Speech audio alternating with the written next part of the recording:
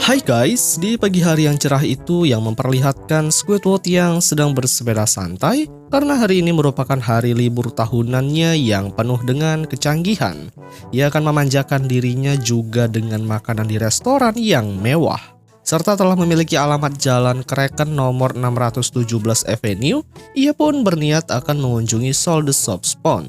Tak lama akhirnya ia pun tiba di alamat tersebut. Di sana justru tempat itu benar-benar tempat yang cukup menakutkan karena merupakan tempat untuk para pria bergulat. Saat ia akan memasukinya justru langsung dihalangi oleh penjaga. Squidward menjelaskan jika dia telah memesan di tempat ini untuk makan santainya. Namun ia langsung dipersilahkan masuk dengan cara dilempar guys. Yang padahal ternyata nomor tempat itu bukanlah 617, melainkan 917 karena angka 6-nya terbalik. Saat Squidward sudah berada di dalam, justru dia melihat pemandangan yang isinya hanya kekerasan saja. Banyak di antara mereka yang saling gelut dan melakukan pertarungan brutal. Sehingga membuat Squidward bertanya-tanya apakah memang tempatnya seperti ini. Hingga datanglah salah satu penjaga di luar tadi yang menghampiri Squidward. Ia pun menanyakan pesanan menu makanan apa yang dia pilih untuk dimakan. Meski penuh dengan banyak tekanan dari berbagai kelompok perkumpulan makhluk berbadan besar itu, Squidward tetap saja memilih makanan sesuai dengan seleranya. Mereka kemudian langsung segera mengambilkan menu makanan yang benar-benar sangat ekstrim. Pertama-tama mereka menyajikan minuman yang sangat ekstrim. Squidward yang terpaksa kemudian langsung meminumnya. Awalnya minuman itu terasa enak, hal itu pun membuat mereka terkejut. Hingga pada akhirnya secara tiba-tiba saja kepala Squidward merasakan hal aneh hingga berterbangan kemana-mana. Squidward pun berhenti bergerak setelah kepalanya bertabrakan dengan tinju lengan manusia hingga membuatnya pingsan. Lalu ketika ia tersadar dari pingsannya, Squidward pun marah kepada mereka dan menanyakan tempat apa ini. Si penjara Rex berkata bahwa tempat ini merupakan tempatnya bagi para pegulat. Akibat tabrakan itu ternyata membuat Squidward hilang ingatan. Ia tidak tahu siapa dirinya juga siapa namanya. Tentunya hal itu langsung dimanfaatkan oleh Rex untuk diadukan di arena pertarungan. Atau Squidward akan dilombakan menggantung di dinding orang-orang tertangguh seperti di hadapannya itu. Untuk memulai semuanya, Rex memberi nama baru kepada Squidward dengan julukan kaki gila. Dalam serentak semua orang langsung menyambut dengan melemparkan berbagai barang ke tubuh Squidward hingga membuatnya babak belur. Rex kemudian langsung segera membawa Squidward masuk ke dalam gengnya. Pertama-tama Squidward akan dites agar ia menjadi anggota yang sesungguhnya. Rex pun langsung meminjamkan motor kesayangannya. Setelah Rex memberikan topi, Squidward langsung segera menarik gas motornya hingga membuat motor itu melaju dengan sangat kencang dan menabrak markas perkumpulan mereka. Squidward tidak bisa mengendalikan motornya hingga ia pun terjatuh. Rex lalu datang yang langsung mengatakan kepada Squidward bahwa dia telah lolos ujian untuk masuk ke dalam gengnya karena ketika dia menabrak markasnya ternyata banyak orang-orang yang mengalami luka-luka. Dan itu adalah tes ujian yang sangat sempurna yang pernah mereka jumpai. Squidward kemudian diberikan sepatu besar dan bergaya setelah dua anggotanya mengambil dari orang lain. Mereka pun kemudian langsung berkeliling kota di Bikini Bottom dengan gaya petantang petenteng. Mereka berniat ingin mencari seseorang untuk diajak baku hantam. Rex telah memiliki satu mangsa agar Squidward menghajarnya. Awalnya Squidward menghampiri pria itu dan memintanya untuk difoto. Namun karena Squidward banyak gerakan menyebabkan ia kehilangan keseimbangan. Tangannya nggak sengaja mengambil topi hingga tak sengaja terlempar ke tempat tong sampah. Rex yang melihat itu langsung memuji aksi Squidward yang berhasil menumbangkan hanya sekali serang saja. Ia pun akhirnya mendapatkan pakaian dari seseorang yang sepatunya pernah diambil karena ia telah lolos ujian lagi. Geng motor itu pun berkeliling kota dan berhenti di tempat restoran Tuan Crab. Di dalam geng itu mulai melakukan aksi nakalnya dengan mengganggu para pelanggan yang sedang makan. Hal itu bertujuan agar Squidward bisa seperti mereka. Kemudian Squidward mulai melakukan aksinya dengan memakan kentang goreng milik pelanggan.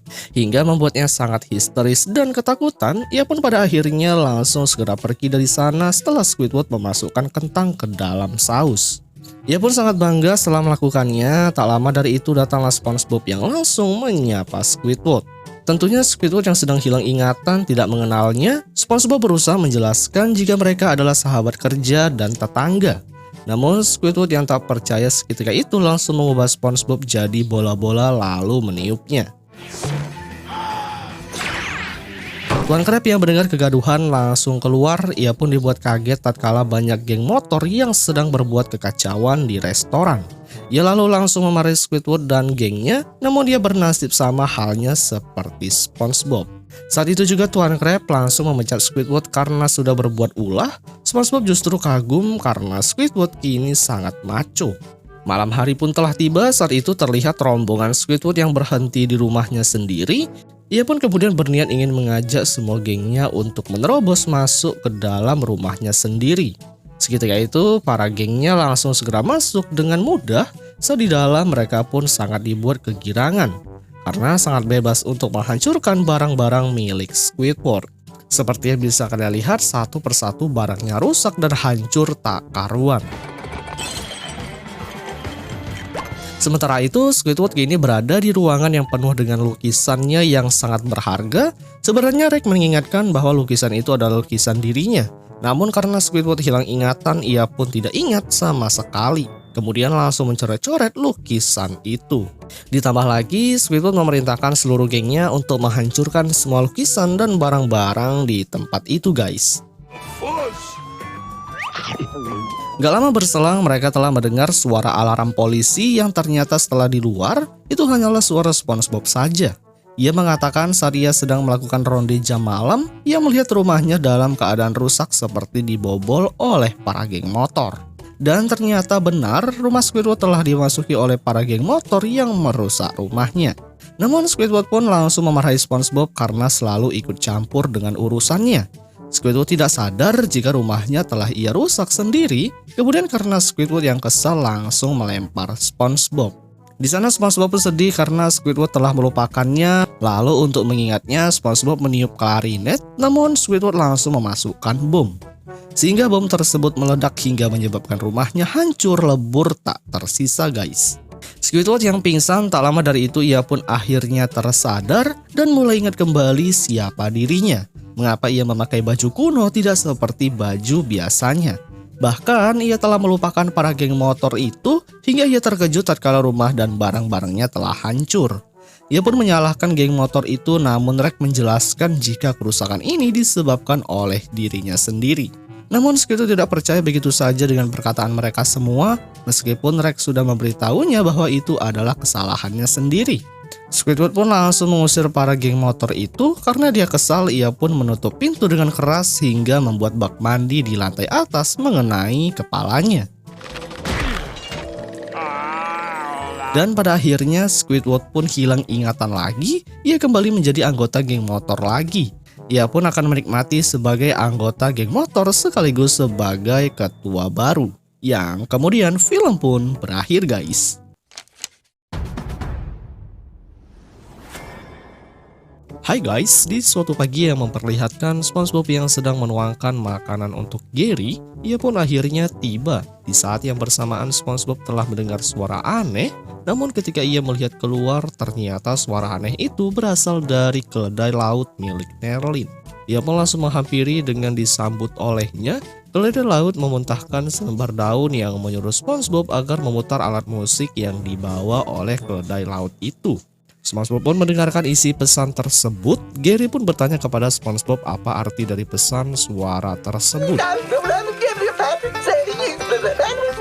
Yang mana SpongeBob langsung menerjemahkannya jika pesan itu berasal dari Nobby yang mengatakan bahwa dia telah mengundangnya beserta Patrick dan Sandy untuk hadir di acara Bikini Holler untuk panen tahunan Bumble Jelly. Setelah memberitahunya, alat suara tersebut dalam hitungan detik langsung meledak hingga membuat SpongeBob dan keledai tersebut melambung tinggi ke udara.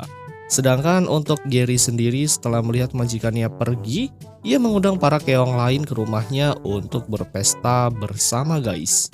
Singkat waktu, terlihat kini SpongeBob dan kedua temannya sudah berkumpul. Dalam perjalanan mereka pun bernyanyi riang gembira sembari melewati jalan yang penuh dengan tanaman. Di tengah jalan secara tiba-tiba saja keledai laut itu berhenti hingga membuat mereka bertiga terlempar. Nerlin dan Nobby yang tiba membuat mereka berdua sangat senang. Akhirnya kedua temannya datang menyambutnya. Terlihat disinilah pertemanan mereka sangat baik. Si pria berbadan kuning itu mulai merasakan keanehan di tempat itu. Ia pun langsung bertukar posisi dikarenakan si keledai laut tidak ingin berjalan di tempat tersebut. Si wanita menjelaskan jika mereka menyeberang ke wilayah milik keluarga plankton, maka itu akan menjadi masalah besar. Dan benar saja SpongeBob pun dikejutkan dengan aksi pelemparan oleh keluarga plankton yang mengetahuinya. Akhirnya melihat ada bahaya, mereka pun tetap segera masuk ke wilayah tersebut. Ia menjelaskan jika keluarga mereka dengan keluarga plankton telah lama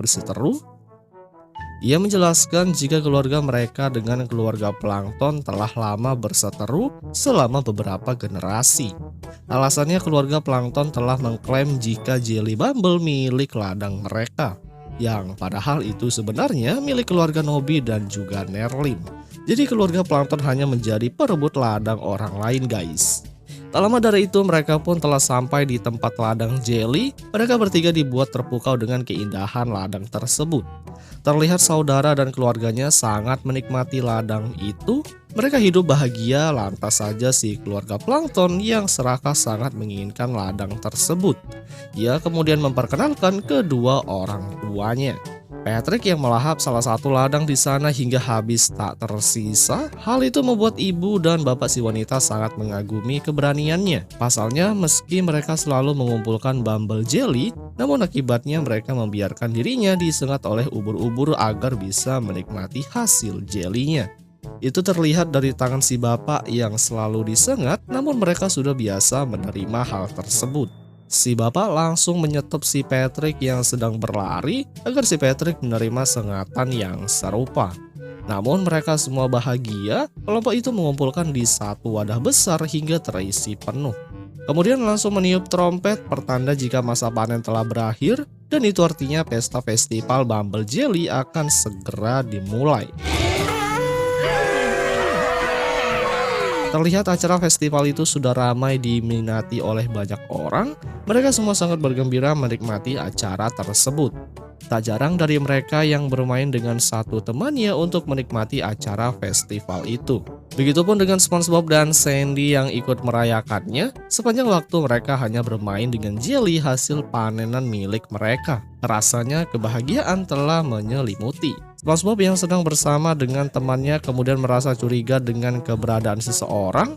Si wanita itu pun mengatakan jika itu bukan bagian dari keluarganya. Ternyata itu adalah keluarga si plankton yang sudah bersatu padu untuk menyusup ke tempat ini. Tanpa banyak basa-basi, keluarga plankton langsung menyerang keluarga Nerlin dengan melemparinya, sehingga keluarga Nerlin pun langsung segera kocar-kacir untuk pergi bersembunyi. Keluarga Nerlin pun tidak bisa membalas serangan itu, pasalnya keluarga si plankton tak henti-hentinya melakukan serangan itu. Mereka tidak membiarkan satu kesempatan keluarga Nerlin untuk bergerak sama sekali. Saking paniknya mereka berhamburan kemana-mana untuk bertahan hidup.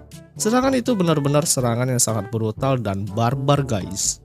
Nerlin dan Nobby yang tidak diam begitu saja setelah tempatnya diserang, ia pun akan melakukan serangan balasan terhadapnya. Ia menunggu momen yang pas agar mereka kehabisan kentangnya. Setelah dirasa ada kesempatan, ia pun langsung segera mengeluarkan senjata pamungkasnya yang cukup besar. Sehingga kemunculannya membuat semua keluarga plankton langsung dibuat ketar-ketir. Serangan pertama mulai dilancarkan yang isinya ternyata ribuan sepatu. Sandy pun dan SpongeBob berusaha membantunya dengan melawan menggunakan kentang yang dilempar. Tanpa ia sadari ternyata semua sepatu yang telah dilempar sudah kehabisan. Ia pun benar-benar sangat panik, apalagi saat itu mereka telah mendengar suara hingga menimbulkan getar. Yang mana ternyata itu adalah keluarga si plankton yang telah membawa sepatu-sepatu itu, yang mana kedatangannya ternyata ingin menyerah kepada keluarga Nerlin dan Nobby. Tak hanya itu saja, mereka juga telah kehabisan amunisi gara-gara dimakan oleh si Patrick hingga membuat perutnya buncit. Kemudian tak sampai di sana saja, ternyata keluarga Nobby dan Nerlin pun menghargai kekalahan lawannya. Mereka pun mau menerima keluarga plankton untuk berdamai agar tidak terjadi permusuhan di masa yang akan datang. Mereka pun kemudian merayakan hari tahunan yaitu pesta makan-makan. Hal itu langsung disetujui oleh kedua belah pihak. Akhirnya setelah sekian lama, keluarga yang berselisih itu mulai berdamai kembali. Mereka hidup secara berdampingan dan tidak akan melakukan permusuhan kembali. Yang kemudian film pun berakhir guys.